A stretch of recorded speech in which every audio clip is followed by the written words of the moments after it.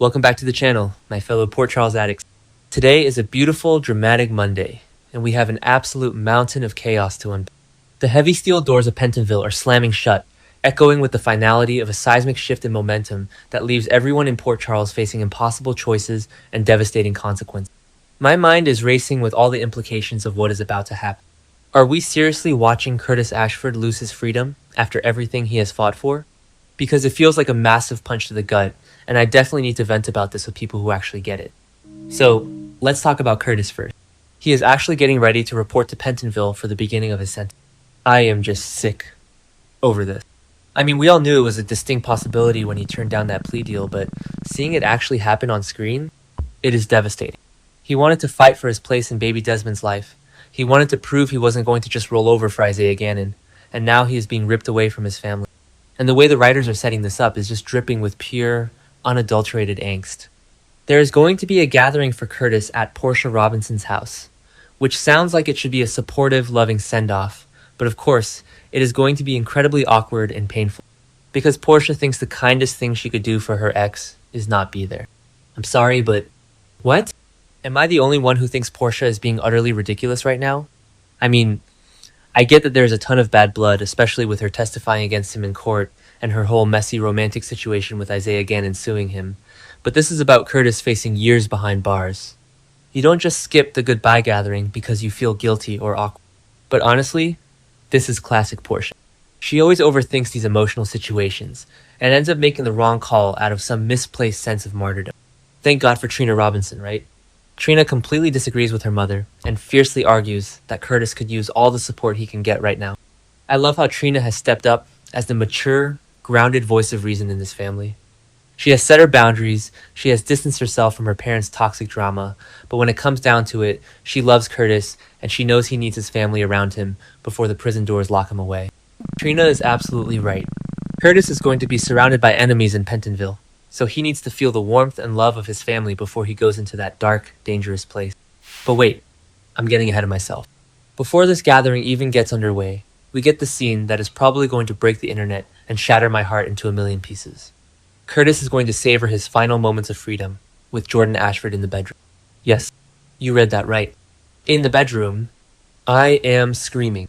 These two have so much history and their chemistry is still absolutely off the charts. Jordan tells Curtis that she is never letting him go, and that he will remain in her heart despite this forced separation that is coming up. I mean, past the tissues right now, because I am a sobbing mess. I have always said that Jordan understands Curtis in a way that nobody else does. Even after everything they have been through, the divorces, the lies, the near-death experiences on Route 91, there is a soul-deep connection there that cannot be erased.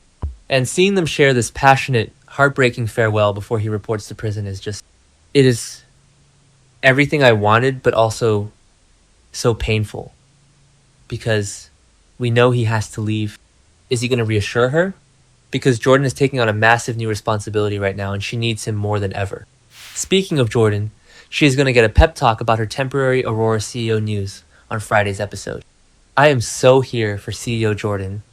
She has the brains, the strategy, and the ruthlessness to run a corporate empire, but stepping into Aurora right now is a huge task. Will Curtis be the one to reassure her, or will someone else step up to offer support?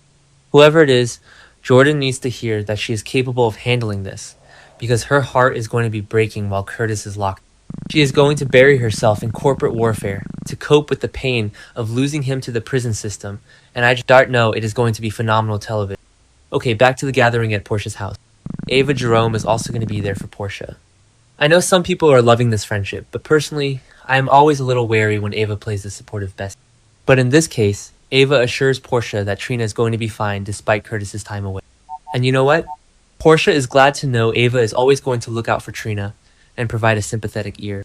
Ava has always had a soft spot for Trina, going all the way back to their days at the gallery, so this actually feels genuine.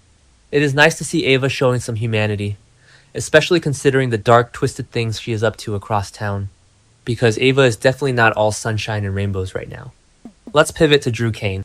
Drew is going to push for peace and propose a truce to someone on Friday's show. But can his offer really be trusted? No, absolutely not. Drew's manipulative side is going to be on full display, and I am honestly living for his villain era. Remember when they tried to make Drew the ultimate good guy, the Boy Scout who always did the right thing. Yeah, didn't work then either. It was incredibly boring. This dark, calculating, ruthless Drew who survived being paralyzed and nearly drowned, he is fascinating to watch and I cannot look away. So Drew is making this fake peace offer, which is obviously a trap, because he is actually scheming with Ava again. Ava is going to go over some new details with Drew, who promises that together they can take Sonny down. I cannot believe they are doing this. Drew and Ava teaming up to destroy Sonny Corinthos? It is the unholy alliance we didn't know we needed. Ava has so much bad blood with Sonny, especially with all the past custody threats and the Ethan Levitt mess, and Drew just wants to watch the world burn right now. They are a match made in soap opera heaven. Actually, wait, do I hate this? Because taking down Sonny is impossible, and they are probably going to get themselves killed. But no, I love it.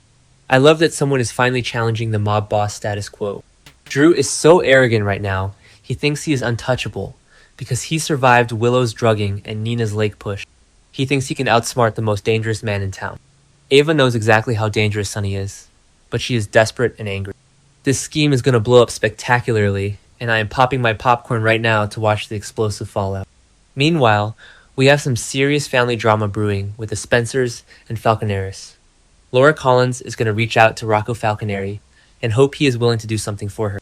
My heart breaks for Rocco. That poor kid is carrying so much guilt and trauma over shooting Ross Cullum and letting Jason take the fall.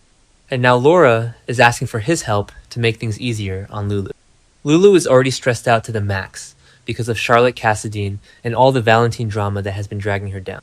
I mean, Lulu is losing her mind trying to control Charlotte, who is basically a mini Valentine at this point. Charlotte is rebellious, she is angry, and she is giving Lulu a run for her money. Laura knows that Lulu is at her breaking point, so she is hoping Rocco can step up and be the supportive, stabilizing force in the house. But is it fair to put that burden on a teenager who is already struggling with his own dark secret? Probably not. But Laura is desperate to keep her family from falling apart, and she is using whatever resources she has left. And Laura has other major things to worry about too. She is going to deliver a warning to someone about a very vindictive man. She has to be talking about Jen Sidwell. Laura knows firsthand how dangerous and ruthless Sidwell is, and she is terrified that his reach could extend from behind bars. Sidwell is not the kind of guy who just sits quietly in his cell and knit. He is a criminal mastermind, a predator, and he holds massive grudges. Laura is absolutely right to be terrified, because Sidwell is already plotting his next move from inside the walls of Pentonville. Which brings us to the most insane part of these spoilers. Sonny Corinthos is going to visit Sidwell at Pentonville. Can we talk about this? Sonny is walking into a maximum security prison to have a face-to-face with the man who tried to kill Lucas and held Justine hostage. Sonny is going to hint about discovering a new way of dealing with things, and admit he is hoping to leave all the crime behind. I am sorry, but Sonny Corinthos leaving the mob? I will believe it when I see it. I know Maurice Bernard said it's a beautiful new era, but Sonny is literally negotiating with an international criminal right now. Sonny is going to bring up the auction for Sidwell's assets and try to bargain for information. He wants to know what is going on with the piers and the criminal infrastructure. But more importantly, Sonny wants to offer Sidwell protection behind bars in exchange for intel and reassurance that his loved ones will remain safe. Sonny is trying to play the diplomat. He is trying to use his power to neutralize the threat Sidwell poses to his family without resorting to violence. It is a bold strategy, but it is also incredibly naive when you are dealing with a psychopath like Sidwell. And of course, Sidwell is going to refuse to strike any deals. Did Sonny really think Sidwell would just roll over and say, "Sure, Sonny, I'll be a good boy"? No. Sidwell is going to reject the offer, setting the stage for a massive, bloody prison attack that Sonny will ultimately be accused of ordering down the road. Because when Sidwell gets attacked, everyone is going to assume Sonny ordered the hit since their peace talks failed. It is the perfect setup to drag Sonny right back into the criminal underworld he claims he so desperately wants to lead. But here's the part that literally makes me want to throw my television out the window. General Hospital spoilers say Curtis will eventually get caught in that prison attack. Curtis is going to report to Pentonville, walk into his cell, and realize that his new cellmate is none other than Jen Sidwell. I cannot. The writers are so cruel for this. Curtis is already suffering by losing his freedom and missing out on his baby's life, and now he is locked in a tiny room with a maniac who is about to be the target of a massive prison riot. Curtis is going to be caught in the brutal crossfire of a mob war he wants absolutely no part of.